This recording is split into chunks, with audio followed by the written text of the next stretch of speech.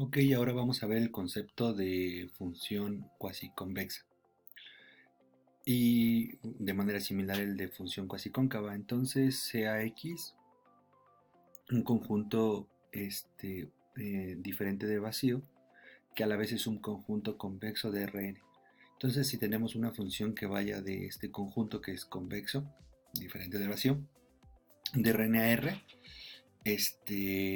diremos que esta función es cuasi convexa sobre su dominio si para cualquier pareja de puntos x y y que vivan en x se tiene la siguiente condición.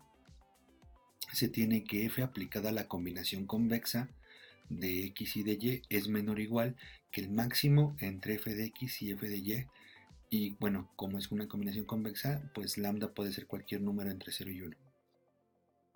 De manera análoga, si obtenemos una función que vaya de un conjunto convexo diferente de vacío de Rn a R, de tal manera que la función aplicada a cualquier combinación convexa de dos puntos dados en el dominio es mayor o igual que el mínimo de f de x y f de y, diremos que esta función es cuasi cóncava.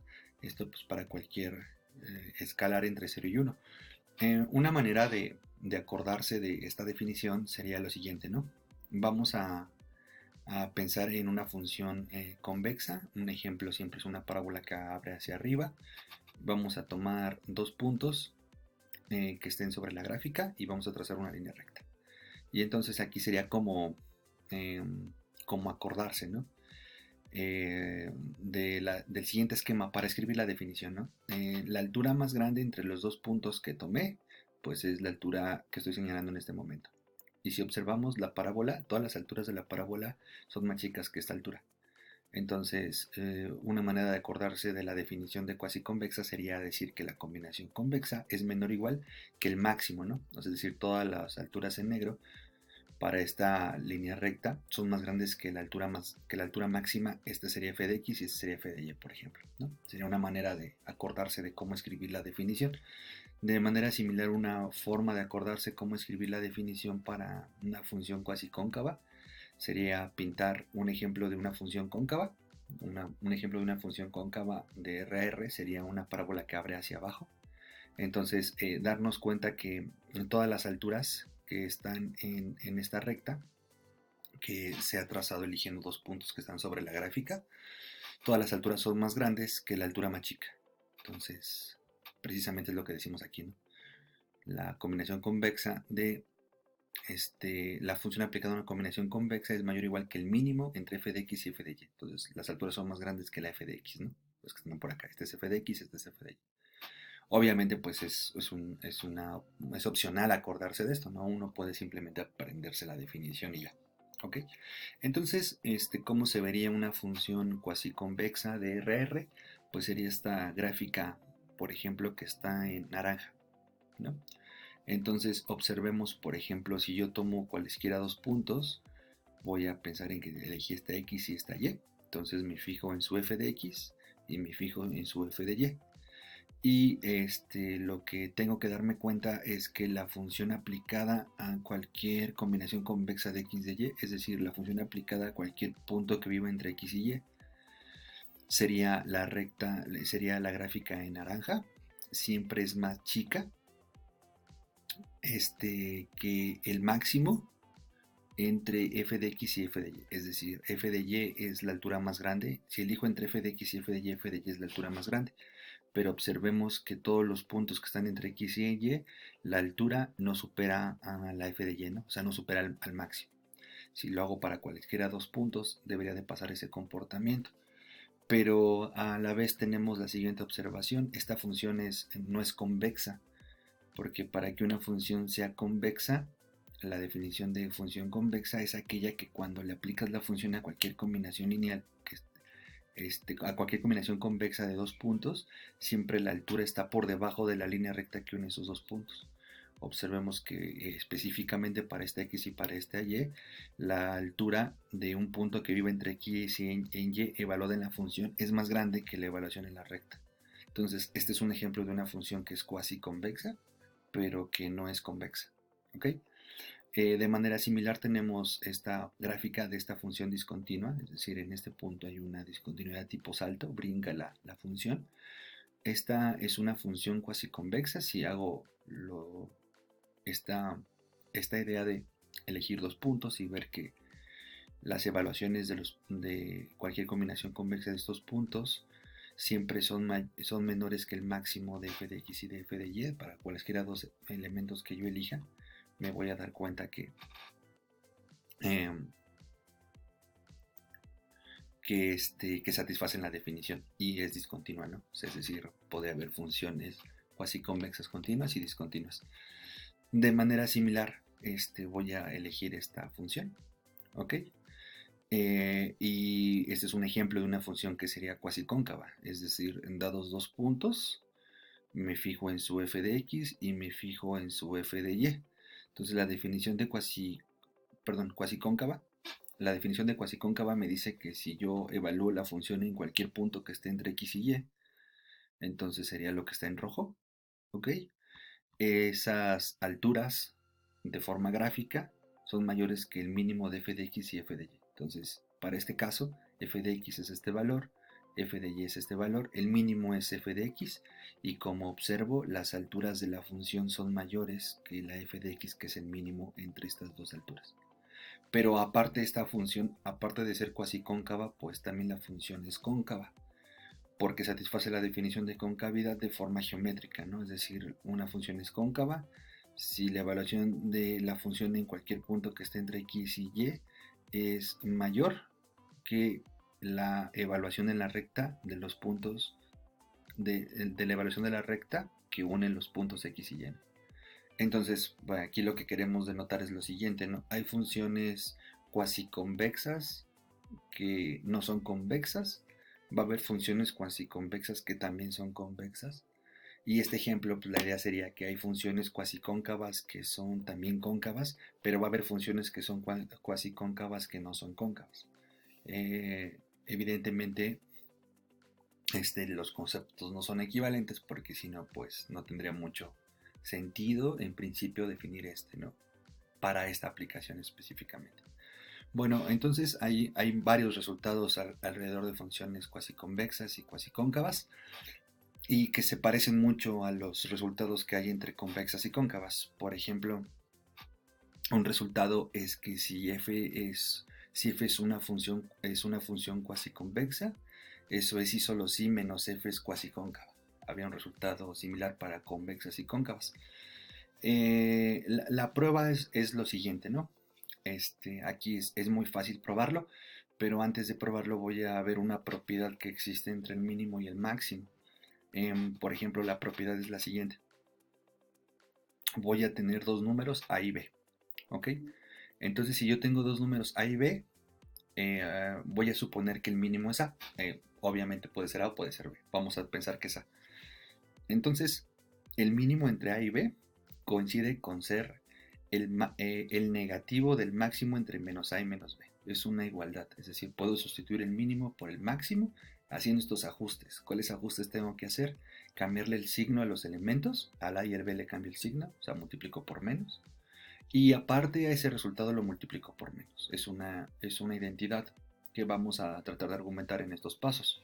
Entonces voy a suponer que el más chico entre A y B es A. Entonces el mínimo de A y B es A. Entonces, si eso sucede, pues A es menor o igual que B, porque he supuesto eso, ¿no?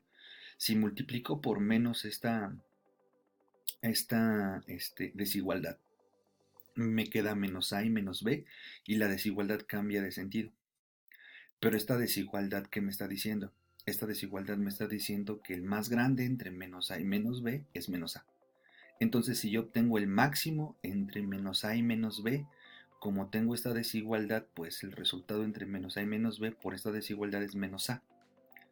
Pero lo que va a suceder es que este máximo me va a arrojar menos A. Si yo lo multiplico por menos, me va a dar menos menos A y me va a dar A. Es por eso que el mínimo entre A y B lo puedo escribir como menos el máximo de menos A y menos B. ¿Okay? Entonces, este resultado, pues, sería como la prueba, ¿no? De por qué esta igualdad entre el mínimo y máximo de dos elementos es cierta. con los ajustes correspondientes.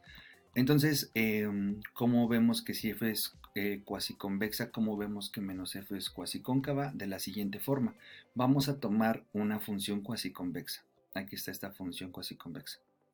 Y entonces la voy a multiplicar por menos. Si yo, como la función es cuasi convexa, satisface esta desigualdad. Si yo multiplico por menos, me queda un menos aquí fuera del max y la desigualdad cambia de sentido. Entonces me queda un menos aquí, un menos fuera del max y la desigualdad cambia de sentido. Pero por lo que he dicho previamente, menos el max, ¿ok? Entonces menos max lo puedo sustituir por un min, menos max lo puedo sustituir por un min, y al sustituir el menos max por un min, a los elementos que tenía el max le cambio el signo para ponerlo en términos del min. Entonces este era f de x, f de y, entonces le cambio el signo, sería menos f de x menos f de y.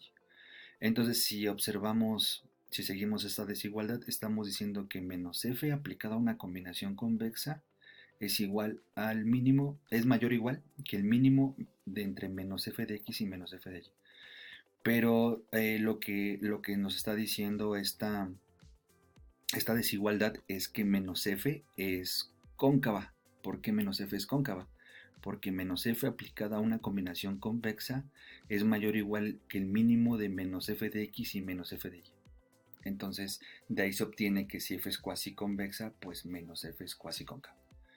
Ok, hay otra manera de definir las funciones cuasi convexas y funciones cuasi cóncavas. Esto depende del autor. Y para esta alternativa de definir funciones cuasi convexas y cuasi cóncavas voy a recordar un par de definiciones que hemos visto en videos anteriores.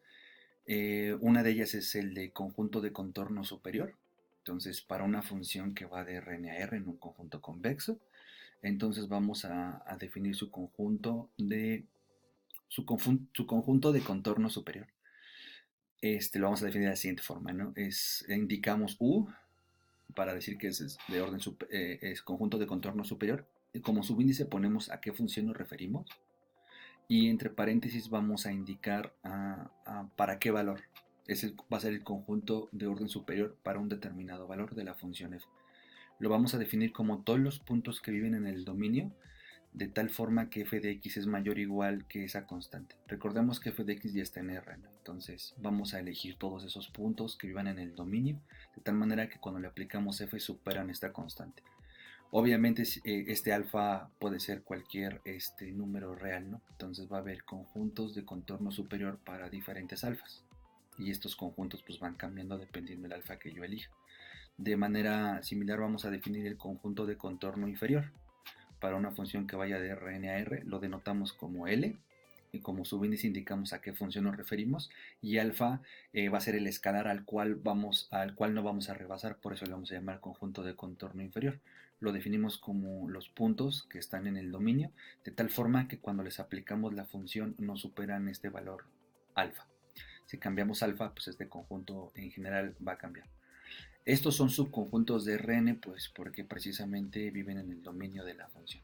Entonces, como ejemplo, voy a tomar esta función cuasi convexa, solamente para ir enlazando ideas, y también voy a tomar esta función que es cuasi cóncava, ¿no? Entonces, por ejemplo, supongamos vamos a calcular vamos a calcular para dos alfas, vamos a calcular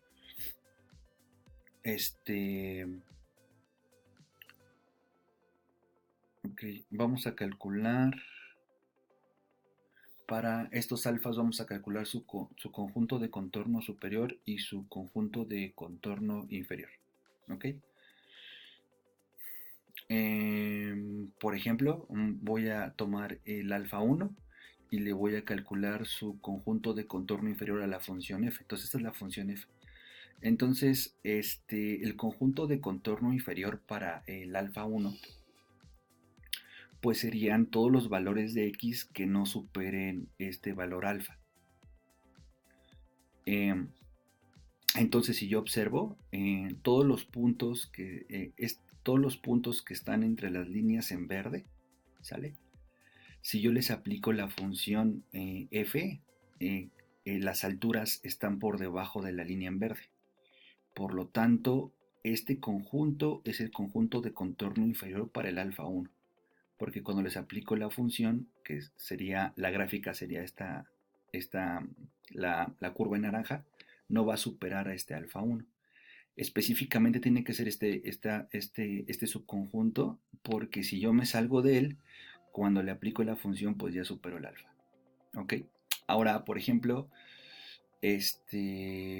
puedo calcular también el conjunto de contorno superior del alfa 1, pero bueno, aquí he decidido calcular para otra alfa 2 el conjunto de contorno superior.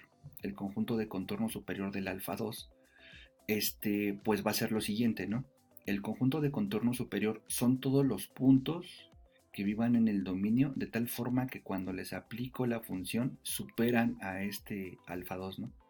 Entonces, si nos fijamos en las proyecciones de las líneas en rojo, todos los puntos que están a la izquierda de esta línea en rojo, cuando les aplico la función, superan a la línea en rojo. Todos los puntos que están a la derecha de esta línea en rojo, que serían estos que están aquí, bueno, lo he graficado aquí para no encimar con este LF de alfa 1. Cuando les aplico la función a todos estos puntos, entonces superan a la línea en rojo. Observemos que si yo le aplicara la función a puntos que están encerrados por la línea en rojo, pues no van a superar alfa 2, ¿no? Entonces, ¿qué podemos observar? Pues aquí lo que queremos motivar es lo siguiente. Cuando una función es cuasi convexa, su conjunto de contorno inferior es un conjunto convexo. Es decir, este conjunto de contorno inferior, si yo elijo dos puntos en el conjunto de contorno inferior para este alfa 1, pues la combinación convexa va a caer adentro. Mientras que el conjunto de contorno superior para esta función cuasi convexa, si yo elijo un punto del lado derecho y un punto del lado izquierdo y me fijo en la línea que los une, pues la línea no es totalmente contenida en el conjunto, porque estos puntos que están aquí no pertenecen a este conjunto de contorno superior. Y bueno, lo contrario va a pasar en las funciones cuasi cóncavas, ¿no? Si yo elijo dos alfas y por ejemplo para el alfa 1 le calculamos su conjunto de contorno inferior, pues lo que yo quiero son todos los puntos que van a ser los verdes, que cuando les aplico la función que me daría esta curva en rojo, están por debajo del nivel alfa 1, ¿no? Entonces, los puntos que están sobre la línea en verde, cuando les aplico la función, no superan a la línea en verde, ¿no? Al nivel alfa 1. Mientras que los puntos que están fuera de la línea verde, si les aplico la función, caen por arriba del alfa 1. Entonces el conjunto de contorno inferior son estas líneas separadas, ¿no? Este conjunto que es una unión de subconjuntos ajenos, ¿no? Pero, ¿qué pasa si para un nivel alfa 2 calculo su conjunto de contorno superior? Pues son todos los puntos que cuando les aplico la función precisamente superan al nivel alfa 2 porque es el contorno superior. Entonces todos los puntos que iban en este segmento, cuando les aplico F, caen por arriba de la línea en rojo. Entonces, lo que va a suceder es que cuando esta función es cuasi cóncava, su conjunto de contorno superior para cualquier alfa siempre va a ser un conjunto convexo, mientras que su conjunto de contorno inferior no garantizo eso. Cuando la función es cuasi convexa, su conjunto de contorno inferior para cualquier alfa va a ser un conjunto convexo, pero su conjunto de contorno, mientras que su conjunto de contorno superior para cualquier alfa, yo no garantizo que sea convexo. Entonces esa es la otra caracterización, ¿no? Es decir, podemos definir funciones cuasi convexas mediante la desigualdad o mediante su conjunto de contorno inferior, o podemos definir una función cuasi cóncava con esta desigualdad o mediante su conjunto de contorno superior. Entonces, en los siguientes videos vamos a ver que hay una equivalencia, ¿no? Puedo hablar de los conjuntos de orden inferior o superior o de las desigualdades para definir la cuasiconvexidad y la cuasiconcavidad. Hay otras definiciones, por ejemplo, existe la definición de estrictamente cuasiconvexa, estrictamente cuasicóncava y fuertemente cuasiconvexa y fuertemente cuasicóncava. Este, algunos autores definen cuasi, estrictamente cuasi convexa y cuasi cóncava de una forma y fuertemente de otra forma, ¿no? Es decir, aquí no es tan estándar la diferencia entre estrictamente convexa y fuertemente convexa. Algunos autores le llaman fuertemente convexa, digo fuertemente cuasi cóncava, fuertemente cuasi convexa, a lo que otros autores le llaman estrictamente cuasi convexa o estrictamente cuasi cóncava. Entonces, pues por el momento, como no voy a hablar de resultados que tengan que ver con estos conceptos de estrictamente y fuertemente, pues por el momento los omitimos, ¿no? Pero cuando sea necesario vamos a ahondar en estas definiciones y hablar de ellos. O sea, solamente lo que queremos decir es que hay otras definiciones que rescatan algún detalle particularmente respecto a las desigualdades si son estrictas o no. Bueno, entonces hasta aquí dejamos esta parte.